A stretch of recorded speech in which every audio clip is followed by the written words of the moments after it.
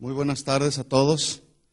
Quiero invitarles que abran su Biblia en Mateo capítulo 28. Mateo capítulo 28.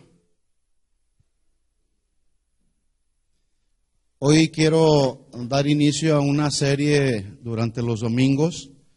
La estaremos titulando Un compromiso misionero. Vamos a ver de qué se trata. Compromiso misionero. Serie, póngala ahí a los que les gustan anotar. Y el título de este primer mensaje, que es una primera parte o la introducción, vamos a llamarlo así, es Id y predicad el Evangelio. Ese es el título del mensaje. En Mateo capítulo 28, versículos 18 en adelante, son palabras de Jesús que usted y yo hemos conocido ya, pero vamos a leerlas y vamos a recordar. En Mateo 28, 18 dice, y Jesús se acercó y les habló diciendo, toda potestad me es dada en el cielo y en la tierra. Por tanto, id y haced discípulos a todas las naciones. En el Evangelio de Marcos no dice id y haced discípulos, dice id y predicad el Evangelio. Ahorita vamos a ver algo de esto. Pero dice entonces ahí, por tanto, id y haced discípulos o predicad el Evangelio. Y luego dice, bautizándolos en el nombre del Padre y del Hijo y del Espíritu Santo, enseñándoles que guarden todas las cosas que os he mandado, y he aquí, yo estoy con vosotros todos los días hasta el fin del mundo. Amén, dice ahí. Bueno, oremos. Señor, te damos muchas gracias por tu amor, gracias por tu misericordia, gracias porque hasta este día tú has sostenido nuestra vida en tus manos, nos has sostenido. Tu gracia de poder, tu diestra de poder nos ha sostenido, Señor. Tu palabra ha sido lámpara que ha alumbrado nuestro caminar diario, Señor. Y queremos seguir aprendiendo, queremos seguir conociéndote más, Señor. Queremos seguir conociendo tus mandamientos y ponerlos por obra. Así que en esta tarde, Señor, disponemos nuestro corazón y pedimos que tú nos des entendimiento, sabiduría, inteligencia espiritual, para discernir tu palabra, Señor, y poderla entender y comprender. Te pedimos todo esto en el nombre de Jesús, tu Hijo amado. Amén. Amén. Id y predicad el Evangelio. En su última oración que Jesús hace en Juan capítulo 17, una de las últimas oraciones, o mejor dicho, la última oración que Jesús hace a sus discípulos. Usted estudia todo o lee todo el capítulo 17 del Evangelio de Juan y usted se va a dar cuenta que fueron palabras que Jesús habló hacia sus discípulos, pero es una oración. Pero en esa parte de la oración me llama mucho la atención un mandamiento que les da Jesús a los discípulos. ¿Cuántos discípulos de Jesús hay aquí? Ok. Entonces, estas palabras de Jesús no solamente fueron para los discípulos de aquel tiempo.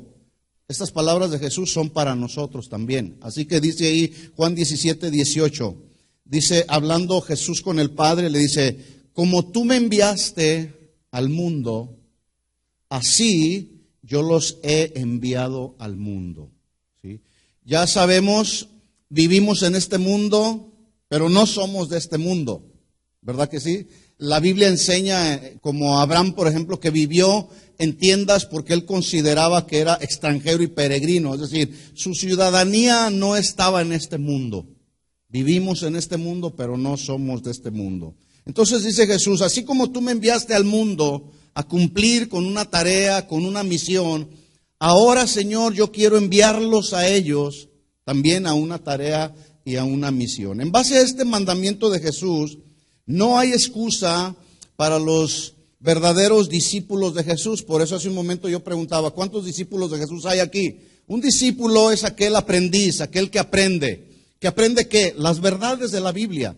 Y todos venimos a aprender, a ser instruidos en la palabra de Dios porque todos vamos aprendiendo.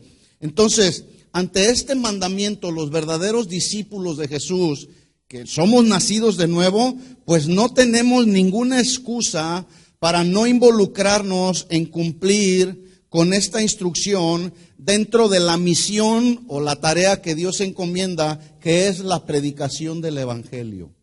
Yo no sé cuándo fue la última vez que usted predicó el Evangelio.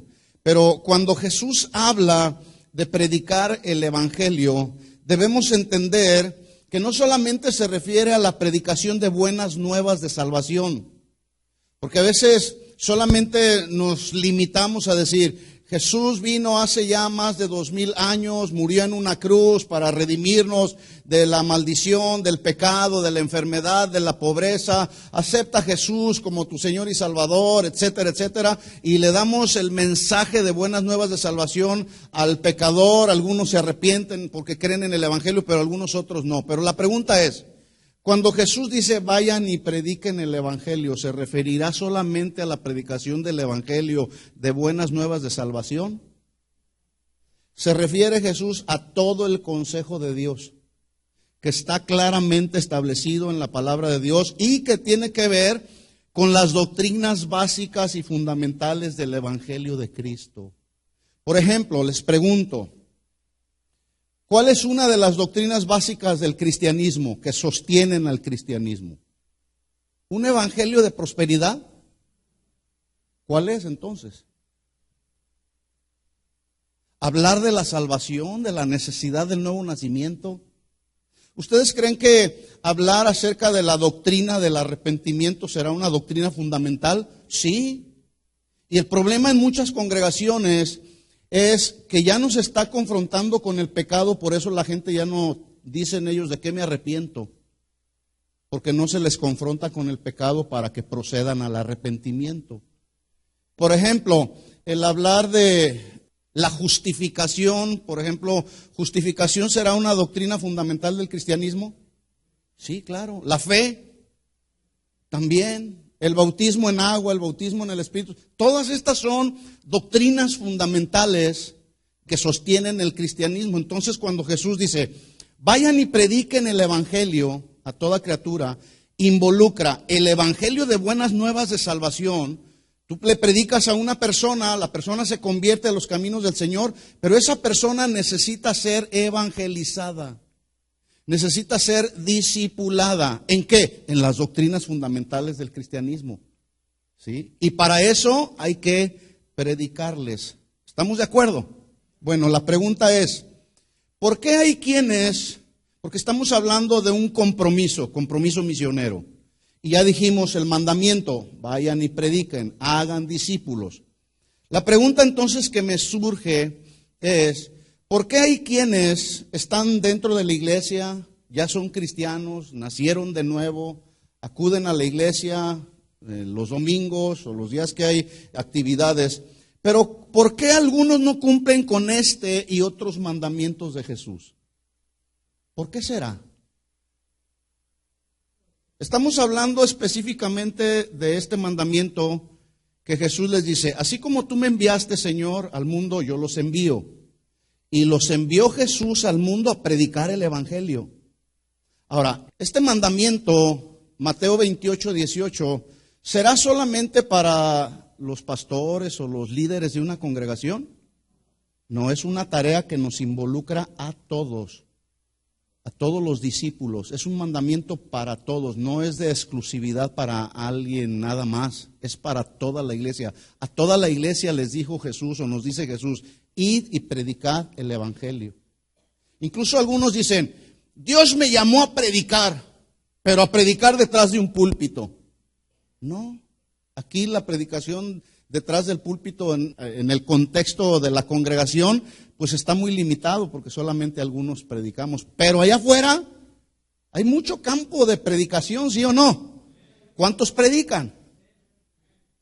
Bueno, y los que no, la pregunta es esa, ¿por qué no lo hacen? ¿Por qué no lo harán? ¿Quién me puede dar alguna aportación ahí? ¿Por falta de qué? ¿Falta de autoridad? ¿Por falta de temor? Bueno, una de las respuestas que pudiéramos encontrar es por falta de un compromiso con Dios. Por falta de un compromiso. Y de un compromiso con Dios con motivaciones del corazón adecuadas, ¿eh? Porque algunos predican el Evangelio por dinero. Algunos otros dicen que Dios los mandó a predicar cuando ni siquiera llamados son. Pero el común denominador de la iglesia, y ahorita lo vamos a ver, el común denominador de la iglesia, los discípulos de Jesús, muchos de nosotros no estamos cumpliendo con este mandamiento. A lo mejor es una posición muy cómoda para nosotros decir, bueno, yo ya acepté a Jesús como mi Señor y Salvador, estoy caminando en los caminos del Señor, voy los domingos a la iglesia, soy instruido. Y la demás gente que se vaya al infierno. A mí qué me importa que se vayan al infierno por pecadores. ¿Será esa la actitud de un discípulo de Jesús? No. ¿Por qué digo que no muchos cumplen con este compromiso?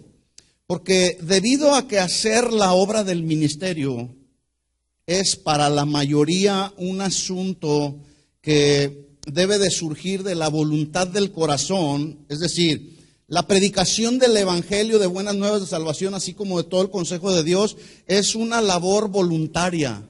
No todos son llamados a trabajar de tiempo completo en la obra. Imagínense todos nosotros trabajando de tiempo completo aquí en este ministerio.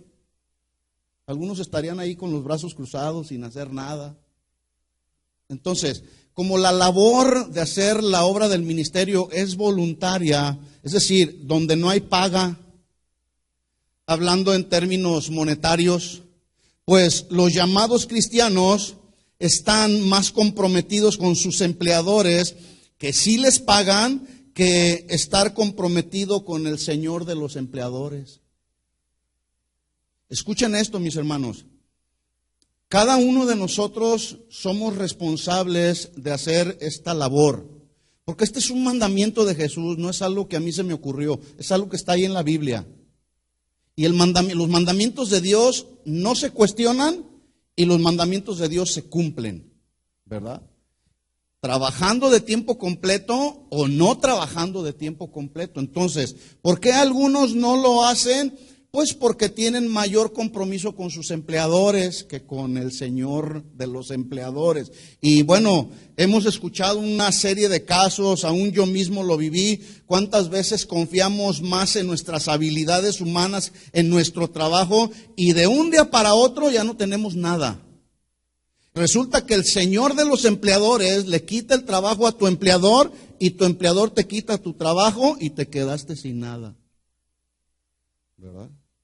Ahora, si estamos hablando de un compromiso, la palabra compromiso está basado en bendiciones y privilegios.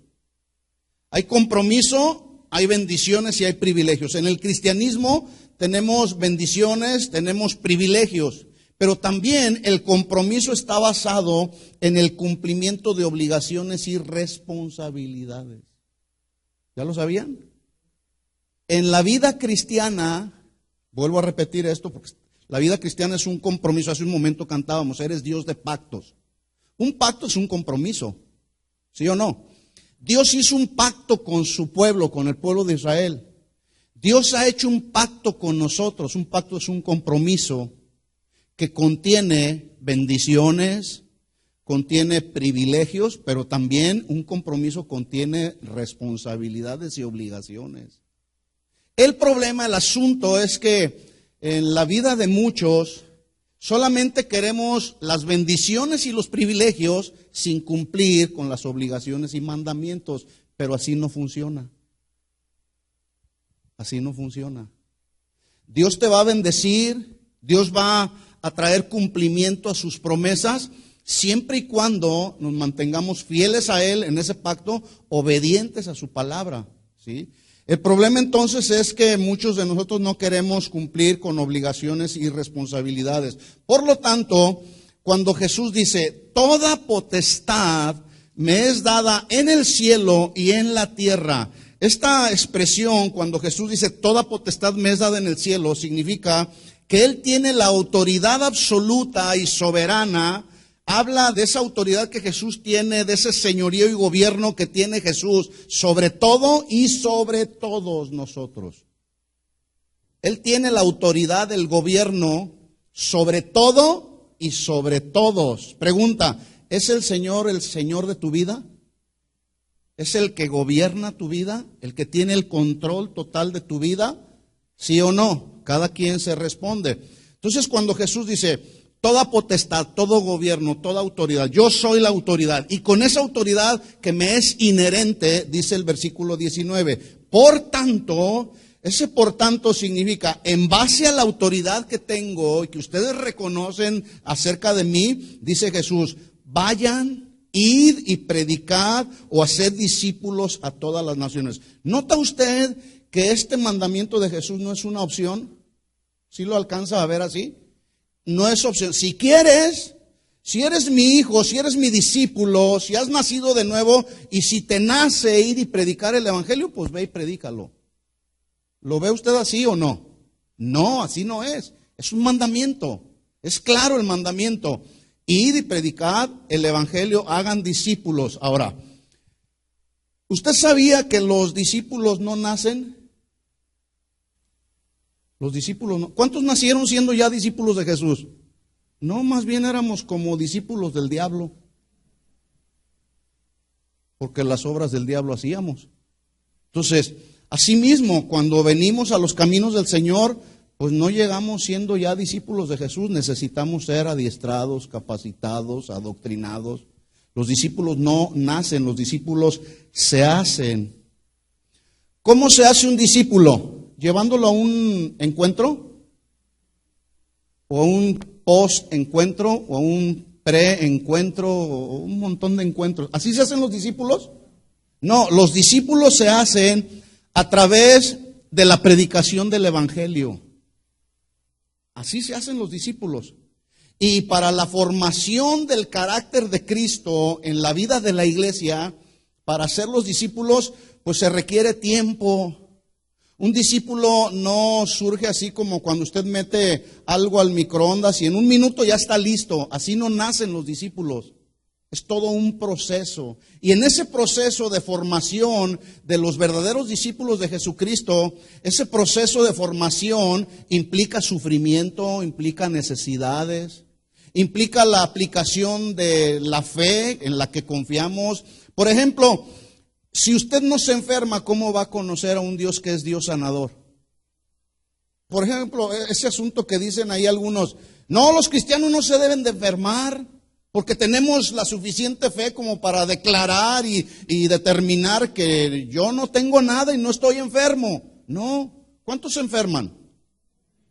Pero ¿cuántos de los que nos enfermamos podemos ver la mano de Dios sanando nuestra vida? Si no nos enfermamos, ¿cómo conocemos ese Dios que sana? ¿Cuántos a veces les viene la tristeza? Nos viene de pronto la tristeza. Pero también, junto con la tristeza, en la gracia, en la misericordia de Dios, Él trae consolación. ¿A quién? A sus hijos. Si no viene la tristeza, ¿cómo conocemos al Dios que es Dios de toda consolación? Si no viene la necesidad económica, ¿cómo conocemos ese Dios que es proveedor de todas las cosas? ¿Se fija? De esa manera se van formando los discípulos de Jesús y lleva todo un tiempo. Entonces los discípulos no nacen, no se dan así como... No es producto instantáneo, es todo un proceso. Seguimos todavía en la misma formación del carácter de Cristo en nuestra vida, ¿sí? Hace unos meses atrás leí un artículo cuyo encabezado era una pregunta, o es una pregunta que sorprende, pero a la vez es una pregunta que tiene que ver con una triste realidad actual. El encabezado de este artículo es esa pregunta. Se lo voy a leer.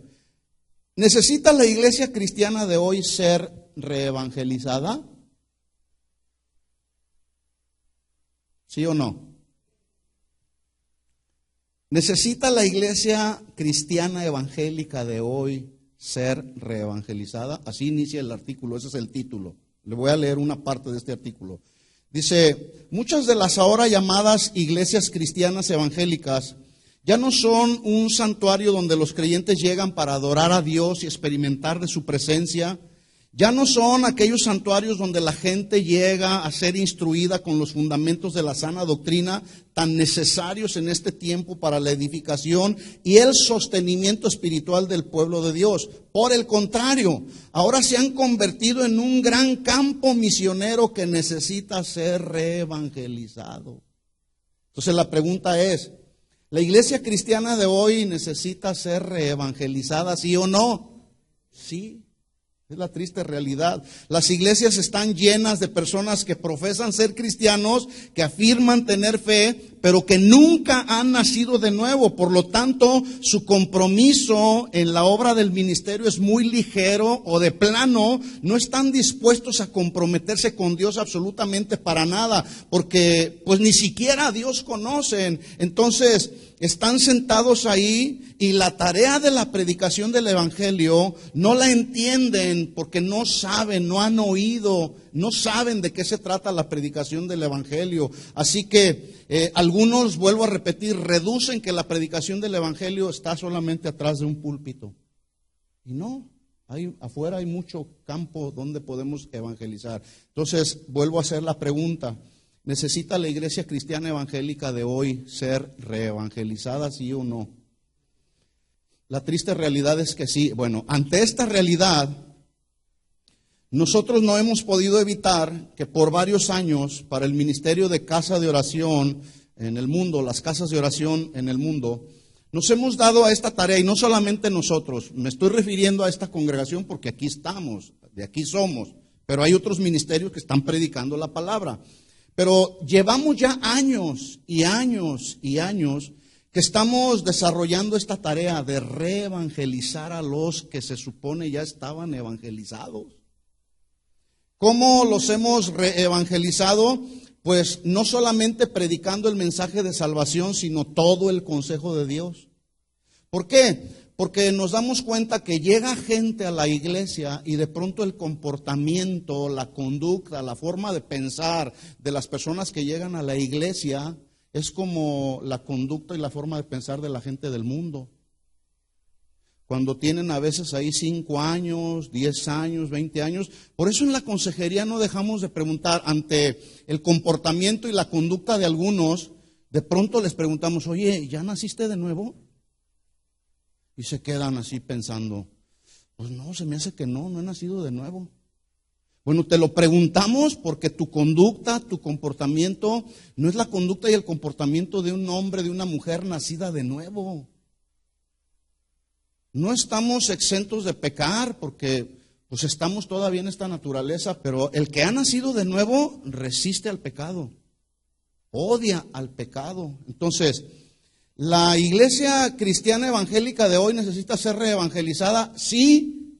¿No le parece esta una tarea un poco inusual, pero ante la realidad que vemos, ¿no le parece también una tarea necesaria? Bueno, el asunto es que esta tarea no es solamente para unos cuantos, nos involucra a todos, mis hermanos. En base al mandamiento que ya leímos, Mateo 28, 18. ¿Por qué estoy diciendo esto? Porque desde hace años, ya lo sabemos, lo volvemos a repetir, muchas personas suponen que son cristianos por el hecho de asistir a una congregación, pero en realidad no han tenido la experiencia del nuevo nacimiento. Sus conductas son conductas que no son acordes a un hombre, una mujer nacida de nuevo. Y es justamente en este tiempo donde necesitamos continuar adoctrinando a la gente, ¿sí?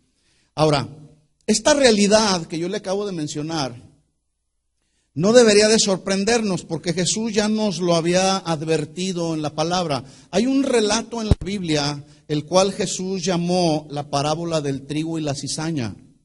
¿Lo han leído por ahí? Bueno, esta parábola del trigo y la cizaña que se narra no lo busque, en Mateo capítulo 13, del versículo 25 en adelante.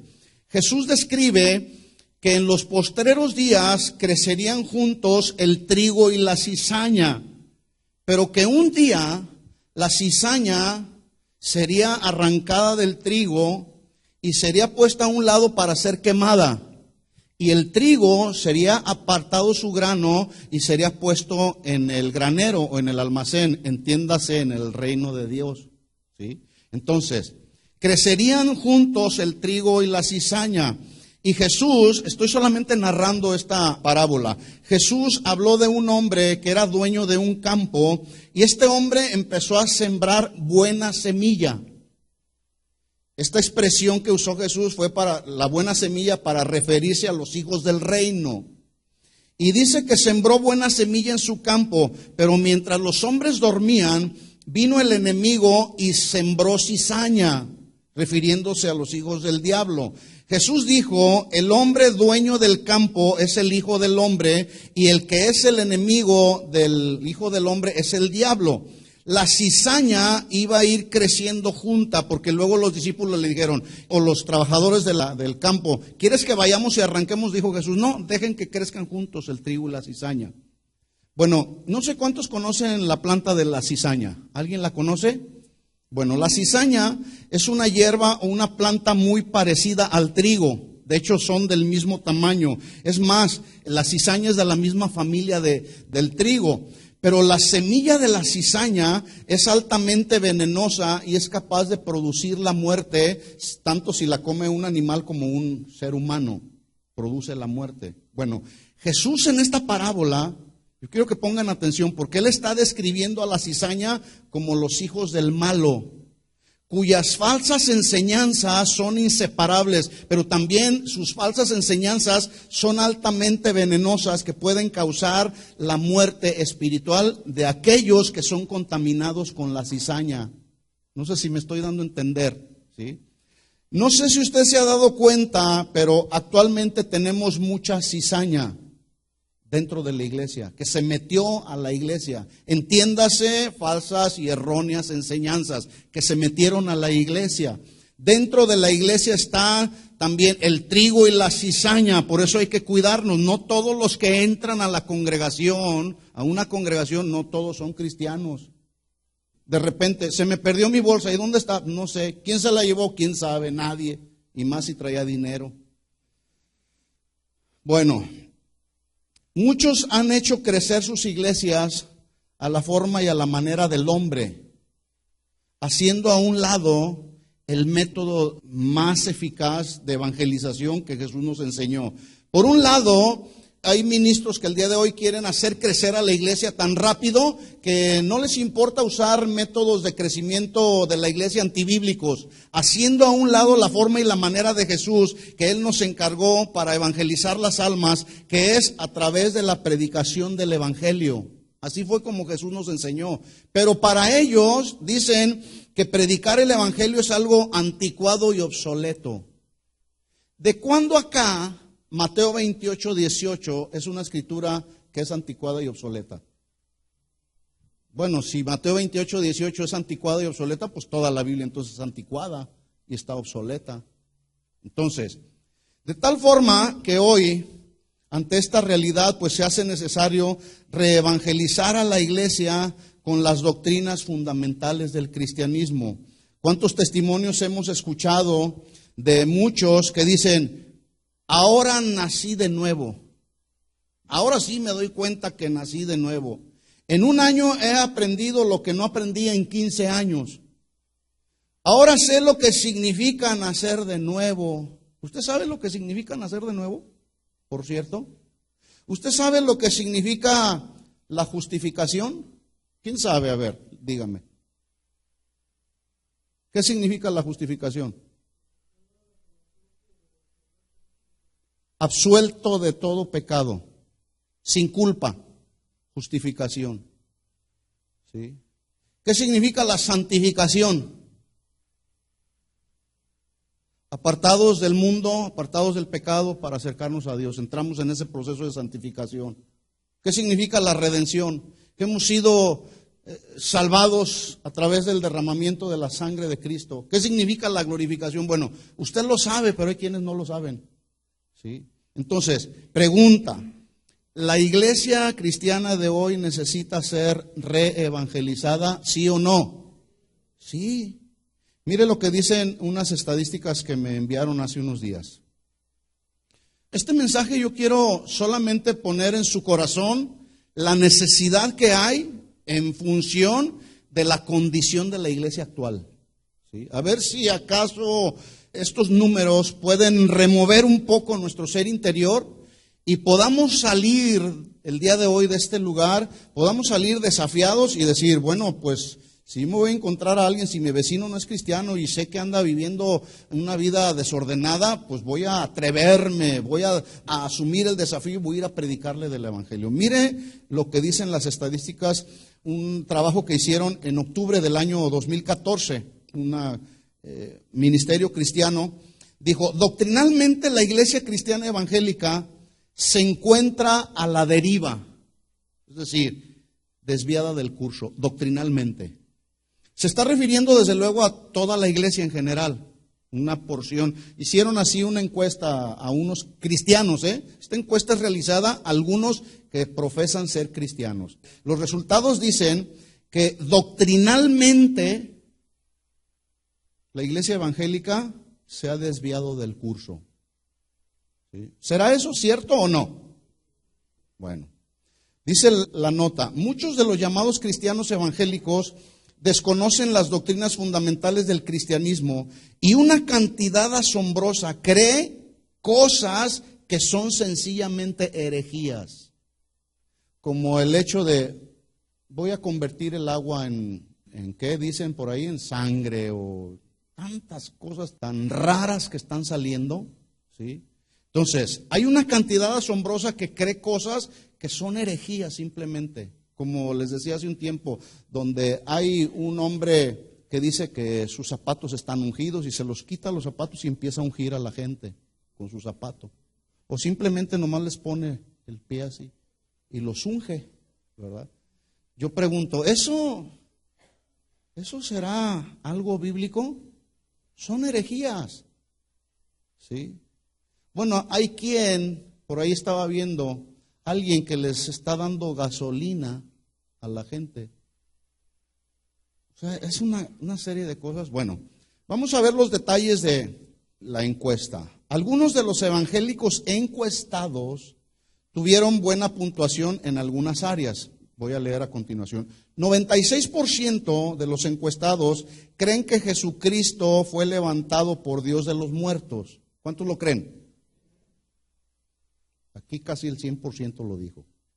Bueno, el 92% de los cristianos encuestados dijeron que la salvación se encuentra solamente en Jesús. ¿Cuántos lo creen?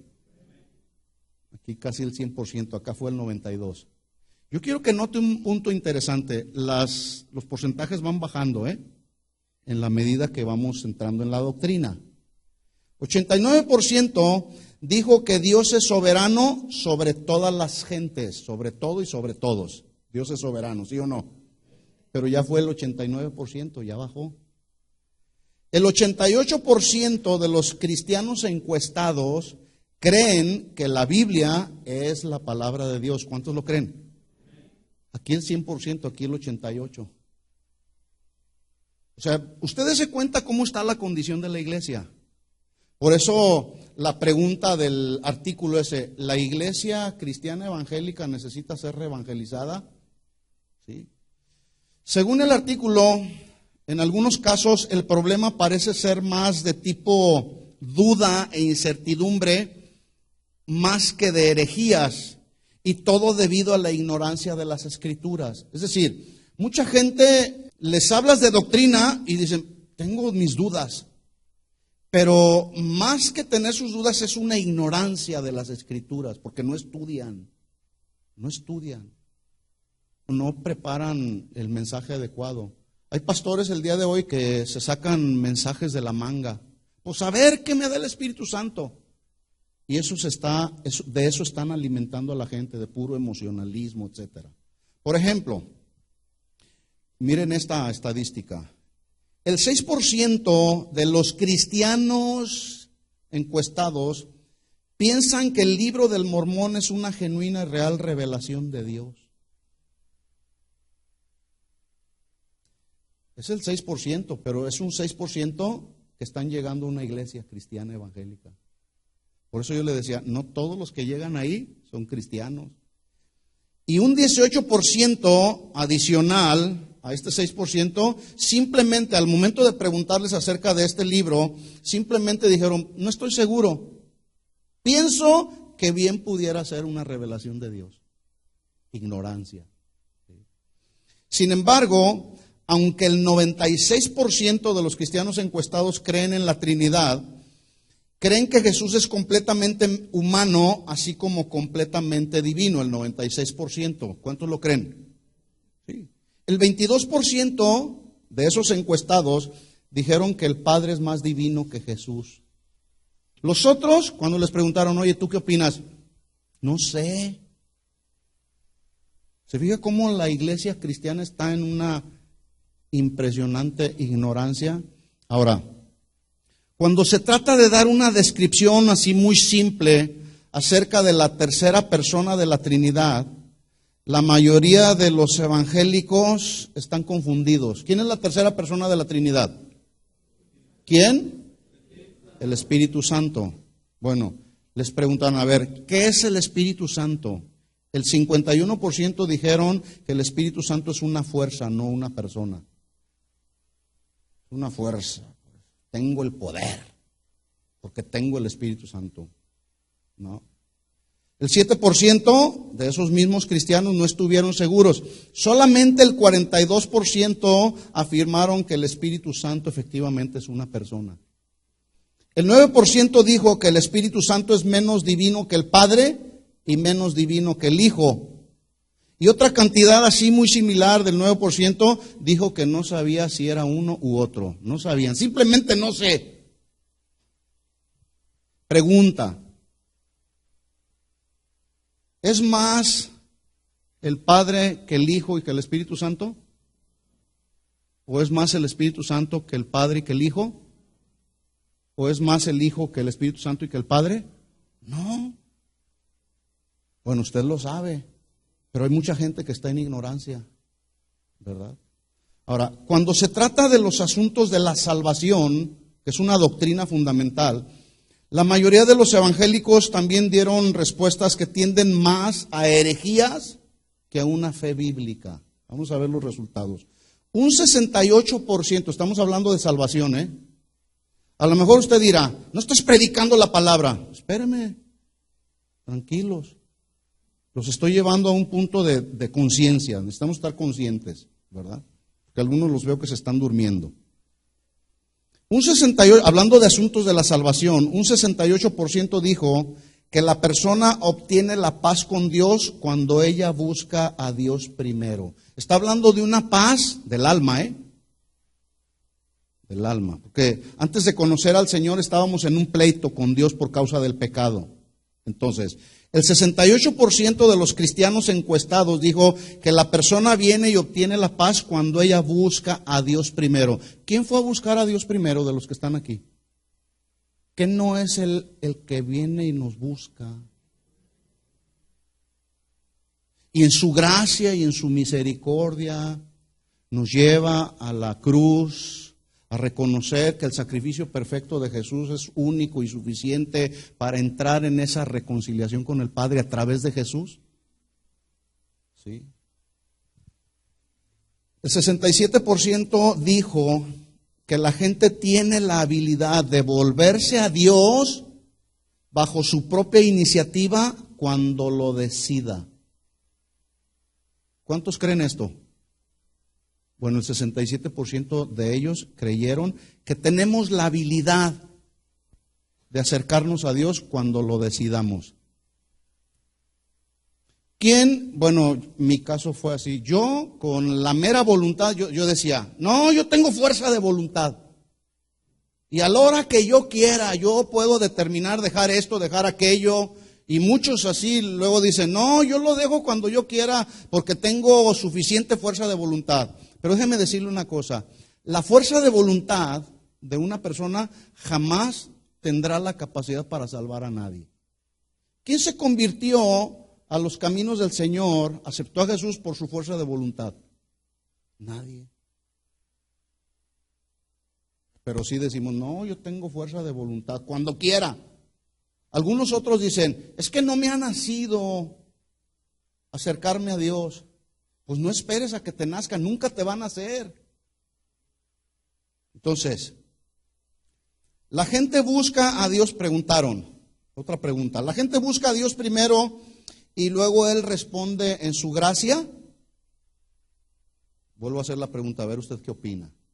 La gente busca a Dios primero, el pecador, aunque se le están haciendo a cristianos. La gente busca a Dios primero y luego Dios responde en su gracia y su misericordia. No, pero el 71% dijo que sí, que simplemente con el acercarse a Él y buscarlo en el momento que Él lo decida, entonces va a encontrar la gracia de Dios. El 71% de los cristianos dijeron que sí. La gente debe, otra pregunta, ¿debe hacer algún esfuerzo para obtener la salvación personal? No, porque la salvación no es por obras, es por gracia, para que nadie se gloríe, ¿verdad? Bueno, usted lo entiende, pero aquí estos cristianos que fueron encuestados, el 56% dijeron que sí, tenemos que hacer algo para obtener la salvación. Y algunos otros que les preguntaron, oye, ¿tú qué opinas? No, no sé, simplemente no saben, ¿verdad? Otra pregunta, ¿Dios me ama por lo bueno que hago o por lo bueno que he hecho? ¿Por eso Dios nos ama? ¿Por qué nos ama Dios? Por su gracia y por su misericordia y porque Él es amor. Porque aún siendo pecadores, Cristo murió por nosotros. ¿Por qué murió por nosotros? Porque nos ama. Bueno, usted lo entiende. Pero estos, el 18%, están de acuerdo que Dios nos ama por lo bueno que ellos son.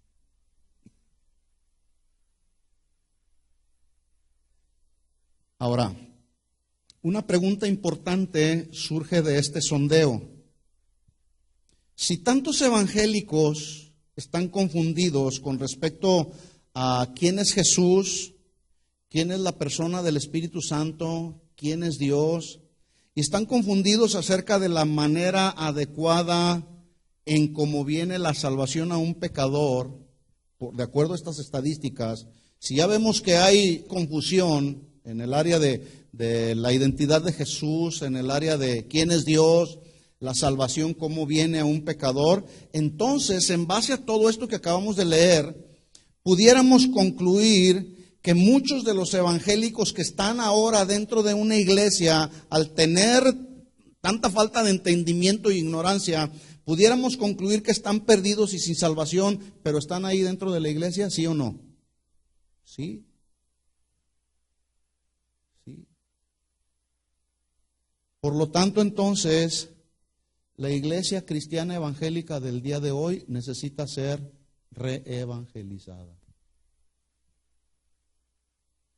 Tristemente, una gran cantidad de ministros evangélicos están hablando sobre temas como el ya trillado evangelio de prosperidad, que yo no entiendo cómo, habiendo tanta riqueza espiritual en la Biblia, se enfocan solamente en un tema, evangelio de prosperidad, dinero, cosas materiales, etcétera. También algunos otros ministros se enfocan en temas solamente en la frase así muy trillada que ya conocemos, venga y haga un pacto económico con Dios. Y no hablan de otra cosa. O el tan popular mensaje de la siembra y la cosecha de bendiciones materiales. Siembra 100 y el Señor te regresa 1000 o 10,000. Bueno, esta ley de la siembra y la cosecha es una ley natural, ¿verdad? Pero ellos se enfocan solamente en lo material. Cuando la ley de la siembra y la cosecha, cuando se habla en la Biblia, habla de sembrar para cosechar asuntos espirituales, como lo es desear la sabiduría, desear la comunión con el Señor cada día, vivir la vida de santidad, etcétera. Riquezas espirituales. Yo quiero que del cielo desciendan tiempos de refrigerio para mi alma, ¿sí? Tristemente, no muchos de esos ministros evangélicos pueden hablar o defender bíblicamente las doctrinas fundamentales del cristianismo porque muchos de ellos las ignoran. Están como Nicodemo, cuando Nicodemo llegó con Jesús, Señor, sé que has venido del Padre por las obras que haces. Y Jesús le dijo, pues mira, si quieres entrar en el reino de los cielos necesitas nacer de nuevo. Y dice Nicodemo, ¿y qué es eso? Estoy parafraseando solamente. ¿Qué es eso? ¿Podrá acaso un hombre siendo viejo volver a entrar al vientre de la madre y volver a nacer? No estaba entendiendo el mensaje de Jesús. Jesús le tuvo que decir, lo que es nacido de la carne, carne es. Lo que es nacido del espíritu, espíritu es. Por lo tanto, es necesario que nazcas de nuevo. Y luego de repente sigue sin entender Nicodemo y le dice Jesús, oye, tú eres un ministro de la ley, un doctor de la ley y no sabes qué es nacer de nuevo. Bueno, así hay muchos ministros el día de hoy que están detrás de un púlpito y no saben qué es nacer de nuevo. Lo ignoran. Y si no lo ignoran, no pueden hablar de estas doctrinas fundamentales porque no les conviene, porque atenta contra sus intereses personales. Por eso hay ministros, vuelvo a repetir, que no confrontan a la gente con sus pecados. Porque luego dicen, no, si le digo a aquel, sé que aquel anda adulterando y si le digo que corrija su vida, se me va de la iglesia. Y si se me va de la iglesia, pues se me van los diezmos. ¿Verdad? ¿Qué debemos hacer los ministros cuando surge el pecado en la iglesia? ¿Qué debemos hacer? ¿Quedarnos calladitos? ¿Acaso eso es lo que dice la Biblia? En 1 Corintios capítulo 5, que estamos estudiando en el Instituto Bíblico este tema, Pablo tuvo que confrontar a la iglesia, porque había un pecado que se había metido a la iglesia.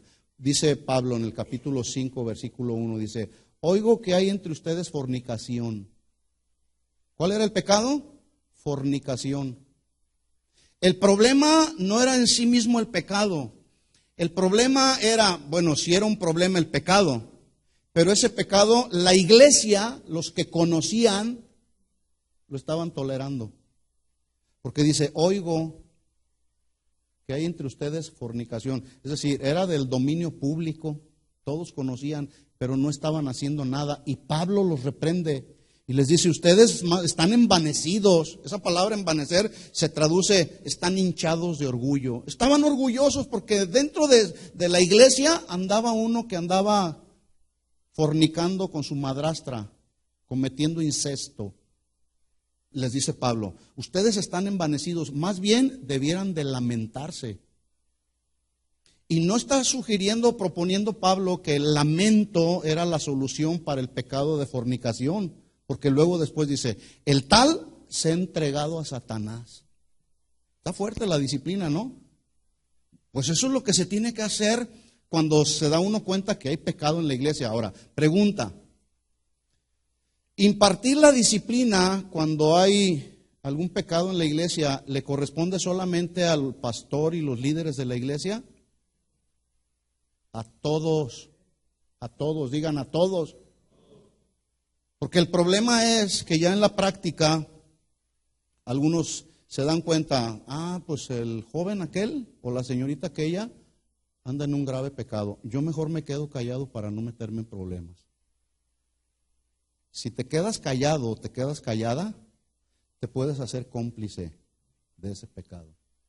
Porque hay formas y maneras en la Biblia que Jesús nos enseñó acerca de cómo se debe de aplicar la disciplina. Dice, ¿tienes algo contra tu hermano o algún pecado?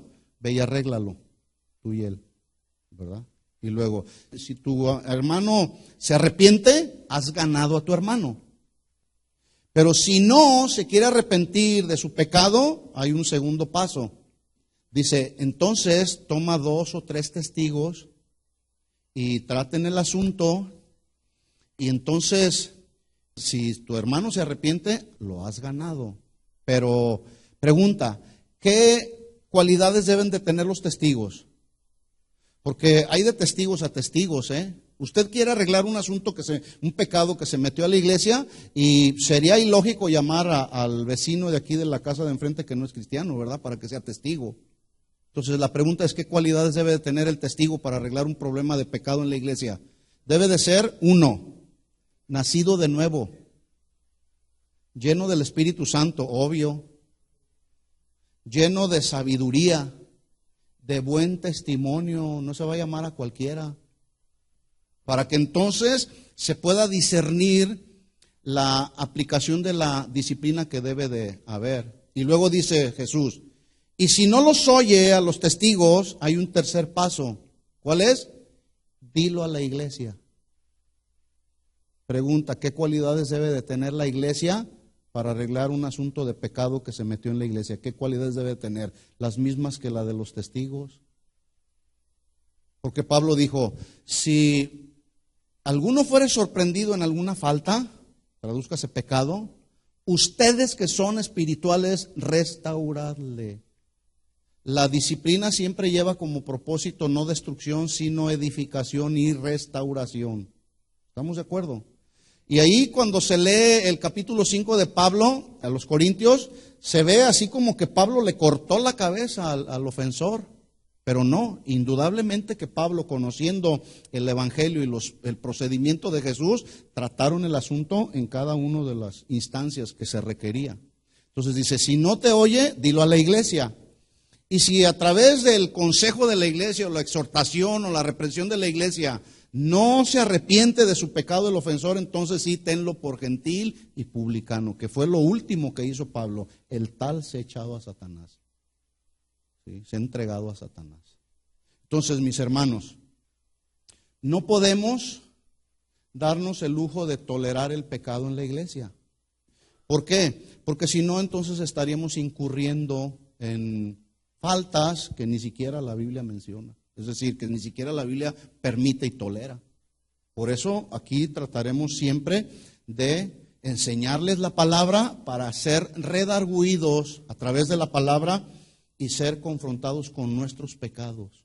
¿Estamos de acuerdo? Entonces, esta es la realidad, así este es el panorama que hemos visto acerca de la condición de la iglesia. La pregunta entonces es, ¿qué podemos hacer o qué debemos hacer la iglesia? ¿Qué debemos hacer? Ante todo este cúmulo de ignorancia que hay en la vida de muchos cristianos, ¿qué debemos hacer, mis hermanos? Bueno, vamos a Romanos capítulo 10, versículo 13. Pablo nos da una respuesta ahí.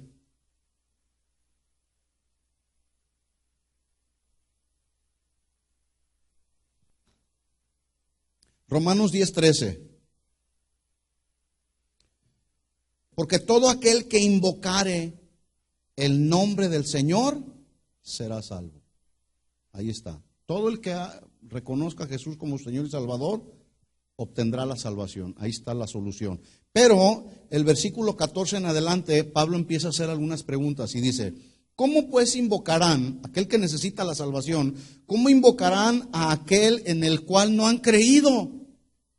¿Y cómo creerán en aquel de quien no han oído? ¿Y cómo oirán sin haber quien les predique? ¿Y cómo predicarán si no fueren enviados? Como está escrito, cuán hermosos son los pies de los que anuncian la paz, de los que anuncian buenas nuevas. ¿Qué tenemos que hacer? Predicar el Evangelio. Así que todos son enviados a predicar el Evangelio en base al mandamiento de Jesús. Ahora, yo no sé si usted se había dado cuenta, pero estamos en la misma realidad en la que se encontró Jesús en pleno desarrollo de su ministerio. Una vez, vamos a hacer un recorrido así rapidísimo acerca del ministerio de Jesús. Desde que inicia su ministerio, vamos a dar un recorrido rápido para que usted vea la realidad a la que nos encontramos, la que se encontró Jesús y en la que nos encontramos nosotros. Una vez que termina Jesús el Sermón del Monte, que el Sermón del Monte comprende desde el capítulo 5 hasta el capítulo 7 en el Evangelio de Mateo, donde Jesús da una gran enseñanza acerca del verdadero carácter que debe de manifestar un discípulo de Jesucristo. Inmediatamente después que termina el Sermón del Monte, donde enseña de las bienaventuranzas, donde enseña acerca de la oración, donde enseña de la puerta estrecha, el camino amplio, una serie de enseñanzas que da Jesús. En el capítulo 8, Jesús inicia su ministerio público y práctico. Y vamos a hacer un recorrido así rapidísimo en el capítulo 8. Yo le voy a leer solamente los versículos. En el capítulo 8, del versículo 1 al 4, Jesús sana a un leproso.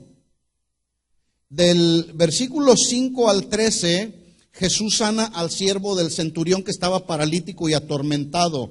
En el versículo 14 al 15, Jesús sana a la suegra de Pedro.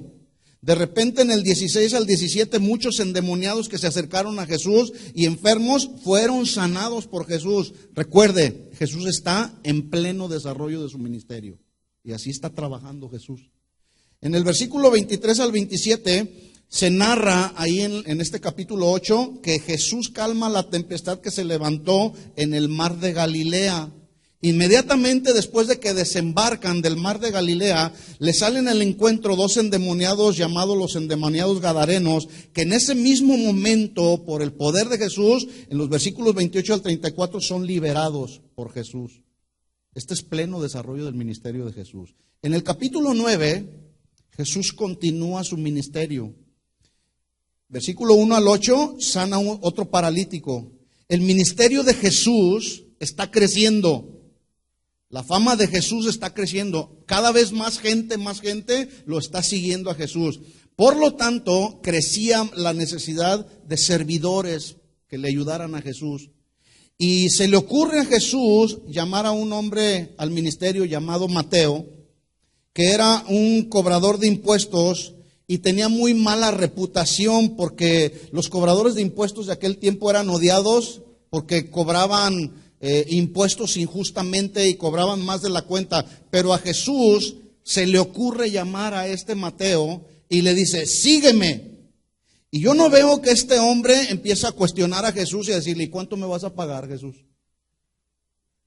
Dice ahí la Biblia que inmediatamente se levantó del banco de los tributos y le siguió. Capítulo 9, versículo 1. De repente sigue Jesús trabajando en su ministerio. En el versículo 20 al 22 se le pone al encuentro una mujer atormentada por un flujo de sangre por 12 años. ¿Se imagina una mujer día y noche con ese flujo de sangre por 12 años? Bueno, en ese mismo momento es sanada esta mujer, es liberada de su azote.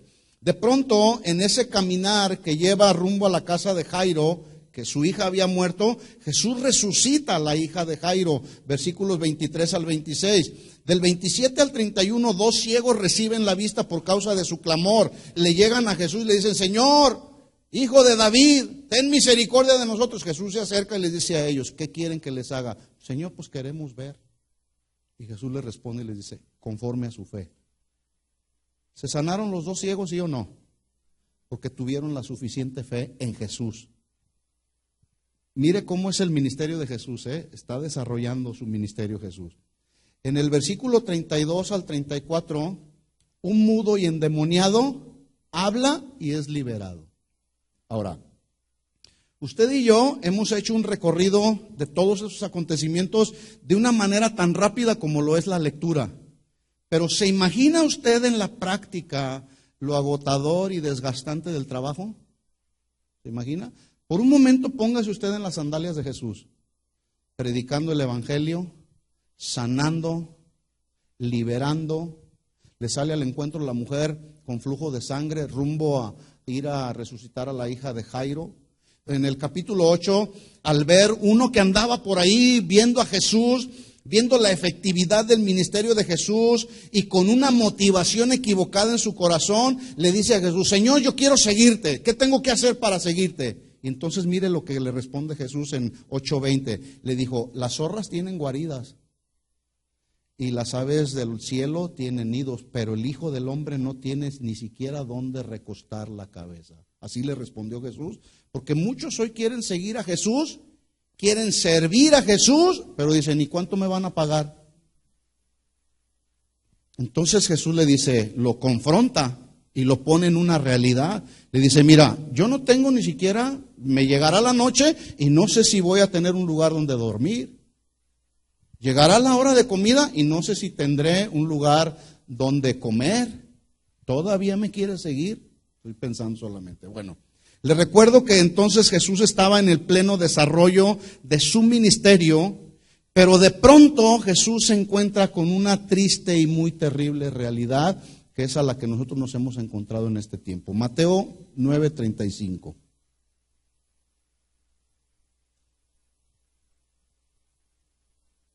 ¿Lo tiene ahí? Mateo 9:35. Recorría Jesús todas las ciudades y aldeas, enseñando en las sinagogas de ellos, predicando el evangelio del reino y sanando toda enfermedad y toda dolencia en el pueblo. ¿Usted cree que todos estos recorridos que Jesús hacía, los hacía simplemente por hacerlos?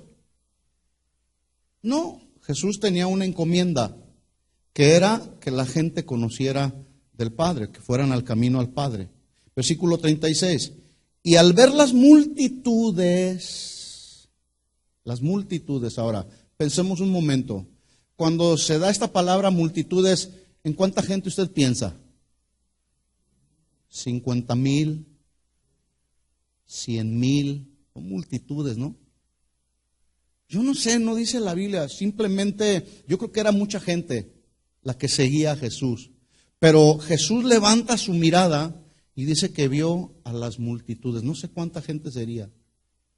Pero yo quiero que note algo muy interesante. Al ver las multitudes, vamos a suponer que eran 100,000 personas. Yo no veo que dice Jesús, son 100,000 personas. De a $1 ya sacamos $100,000. ¿Cómo ves, Judas? ¿Hizo eso Jesús? Claro que no. Pero hoy sí lo hacen. Cuando juntan a las multitudes. Dicen, una ocasión alguien me dijo, estaba pagando su edificio. Ando bien atrasado con el pago, ya debo quién sabe cuántos meses pero ya sé lo que voy a hacer. Dice, mira, voy a hacer un concierto. Voy a invitar a tal persona y a tal persona y a tal cantante. Dice, voy a meter 10,000 personas de a tanto dinero. No, hombre, hasta me va a sobrar. O sea, hizo números. Fracasó su intento, porque Dios no está obligado a respaldar algo que no proviene de Él. Entonces Jesús levanta la mirada y ve las multitudes, y no las vio con signo de dólares, las vio con una compasión y misericordia. Porque dice, al ver las multitudes, tuvo compasión de ellas. Tuvo compasión de ellas. Hermanos, necesitamos ver a la gente que nos rodea con el mismo corazón y el mismo sentimiento que tenía Jesús. Compasión y misericordia. ¿Por qué tuvo compasión de ellas? Ahí lo dice, porque estaban desamparadas y dispersas como ovejas que no tienen pastor. ¿Cuál era la necesidad objetiva que expresa Jesús ahí? ¿Dinero? Vio a la gente, a las multitudes y dijo, toda esta gente necesita dinero, pobrecitos. ¿Qué necesidad tenían la multitud de gente? Pastores. Andaban como ovejas sin pastor. ¿Cuál es la responsabilidad de un pastor? Cuidar, alimentar, proveer alimento sano que nutra el alma de la oveja. Esa es la responsabilidad entre muchas otras de los pastores. Aunque algunos piensan que los pastores no trabajan, ¿verdad? Entonces, la necesidad clara y objetiva la expresa Jesús. No era dinero lo que la gente necesitaba. Necesitaban un pastor que los apacentara, ¿verdad? Escuchen esto, mis hermanos. El día de hoy la realidad en la vida de mucha gente también es la misma. No es dinero lo que la gente necesita. La gente lo que más necesita es más de Dios, no más dinero. El asunto es, ese Dios que necesitan, ¿quién se los va a dar? ¿Quién se los va a proveer? Los que predican el Evangelio. Los que debemos predicar el Evangelio. ¿Cómo estaban las ovejas? Desamparadas y dispersas. Esto significa que a falta de pastores, las necesidades espirituales del pueblo eran más urgentes que las necesidades de sanidad física. ¿Había enfermos en esas multitudes? Sí, sin lugar a dudas, había enfermos, pero esos enfermos necesitaban pastores que los apacentaran. Por lo tanto, atender a estas necesidades reclamaba la colaboración de más trabajadores de la obra de Dios. Jesús está haciendo un llamado y mire lo que dice en el versículo 37. Al ver las multitudes tiene compasión, están desamparadas y dispersas como ovejas sin pastor. Y el 37 dice a sus discípulos, a la verdad la mies es mucha. ¿Y los obreros qué? Pocos. Rogad pues al Señor de la mies que envíe más obreros a su mies. Ahora, ¿será simplemente rogar al Señor que envíe obreros? No, también hay que trabajar. Hacen falta pastores, hacen falta ministros, hacen falta obreros. Y Dios va a llamar a los obreros que están trabajando, no a los flojos. Porque luego dicen, a mí Dios me llamó a trabajar de tiempo completo. Pues sí, pero primero trabaja. Si en lo poco eres fiel, en lo mucho te pondré. Pero no, la gente quiere trabajar en la obra y luego quieren saber cuánto se les paga. ¿Verdad? Ahora, cuando alguien trabaja en la obra de tiempo completo, déjeme decirle que el Señor es justo y el Señor paga. ¿Sí? Hermanos, ¿por qué hice todo este recorrido? Llevamos ya aproximadamente 13 años desarrollando esta labor misionera que nos fue encomendada cuando nos enviaron hace 13 años de nuestra congregación, que es nuestra cobertura Casa de Oración México, el pastor Chuy Olivares, todos los líderes. Llevamos ya desarrollando esta labor por 13 años. Dios, en su gracia, en su misericordia, nos ha dado un buen grupo de servidores que han estado aquí junto con nosotros ahí en la batalla, ¿verdad? Durante todos estos años, sin que nada sea planeado, premeditado o estratégicamente diseñado, Dios simplemente en su gracia y en su misericordia nos ha ido llevando en un crecimiento. Lo único que nosotros hemos venido haciendo ha sido predicar el Evangelio, atender a la promesa que Dios hizo a Israel por medio del profeta Isaías cuando le dijo en Isaías 54, se lo leo: ensancha el sitio de tu tienda, las cortinas de tus habitaciones sean extendidas, no seas escasa, alarga tus cuerdas y refuerza tus estacas, porque te extenderás a la mano derecha y a la mano izquierda, y tu descendencia heredará naciones y habitará las ciudades asoladas, asoladas por el pecado y por el engaño religioso. En esa situación estamos.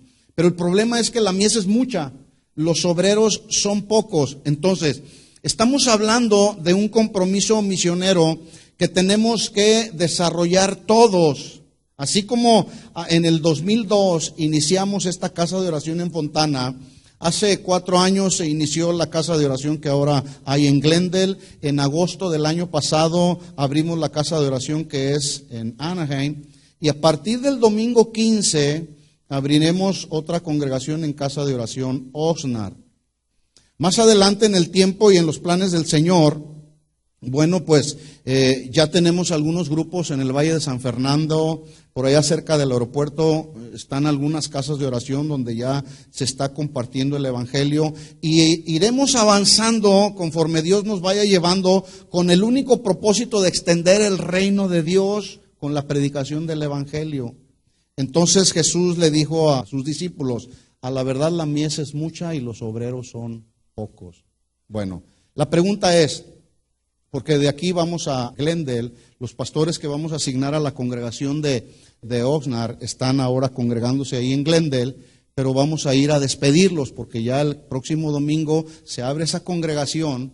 Pero Dios en su gracia y en su misericordia señaló a esa pareja que estuvieron ahí por varios años, desde casi que abrimos esa congregación en Glendale, y estuvieron ahí. Pero ahora Dios los señaló para ser los responsables de la casa de oración en Oxnard.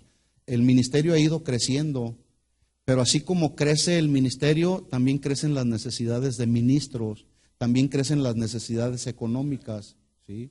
Y hace ya muchos años, incluso antes de que nosotros nos viniéramos a iniciar esta congregación, nuestra congregación en Casa de Oración Guadalajara ya habían iniciado en este trabajo misionero, donde parte de los ingresos de los diezmos y las ofrendas estaba apartando una cantidad para esta obra misionera, que ha seguido todos estos años. De hecho, nosotros eventualmente de los ingresos de aquí hemos apoyado también en los ingresos para esta obra misionera allá en Guadalajara.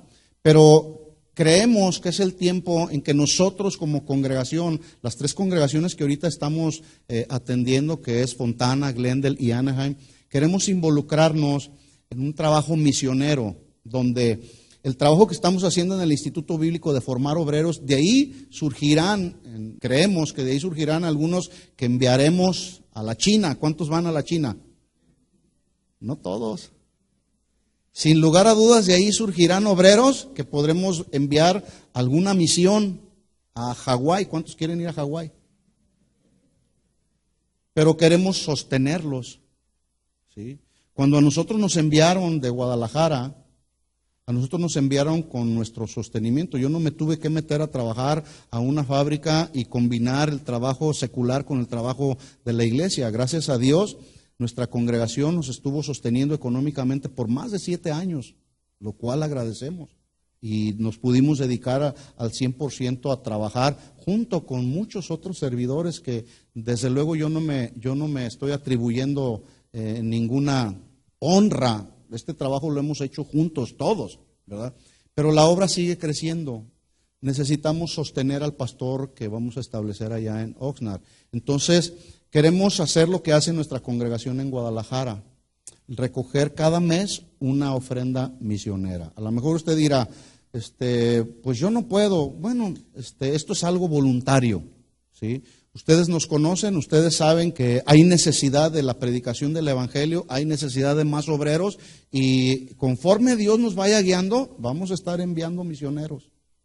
Vamos a estar enviando personas a iniciar otros grupos. No sé cómo Dios nos quiera llevar, pero lo vamos a hacer. Y para eso no solamente se requiere del elemento humano, también se requiere del elemento económico. Y queremos empezar a partir del día de hoy a recoger una ofrenda cada mes para este propósito misionero. De hecho, ya hay un fondo, tenemos un pequeño fondo designado para este trabajo, ya de hecho a nuestra congregación en Guadalajara, de ese fondo ya le enviamos para este trabajo misionero, pero queremos extenderlo, ¿verdad? Queremos darle la oportunidad a los que quieran voluntariamente decir, yo me quiero involucrar, a lo mejor yo no puedo ir a las misiones a China o a África, o yo no sé dónde Dios nos quiera llevar, pero puedo aportar una cantidad mensualmente. Esto es voluntario. ¿Cuántos quisieran apoyar? Bueno, vamos entonces terminando con esto, entendiendo que las responsabilidades de la obra son bastantes, se requieren de obreros y vamos a recoger el día de hoy una ofrenda con propósito misionero, que lo haremos una vez al mes. El primer domingo de cada mes estaremos recogiendo esta ofrenda para apoyar a donde Dios nos diga que debemos apoyar, primeramente en los de casa. ¿De acuerdo? Yo creo en esto porque yo lo he vivido, ¿sí?